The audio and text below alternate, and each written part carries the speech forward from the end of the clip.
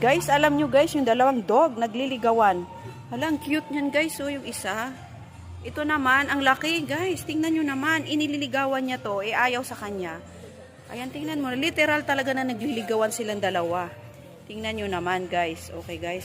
O sige na, ligawan mo na, hinihingal pa si guys. Siguro galing sa ibang babae niya. O, umalis na. O, balikan mo yung girl mo, balikan mo. Halikan mo muna.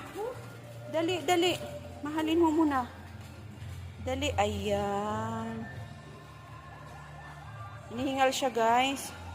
Siguro may may problema. Kaya hinihingal si dog. Uy, si girl naman, aboy, ang sweet. Tingnan mo naman guys. Oh, ayan. Siguro kagagaling lang nag-S. Ayan. Oh, hinahalikan niya yung sa kanya guys. Okay guys. So ito yung lalaki, hinihingal na.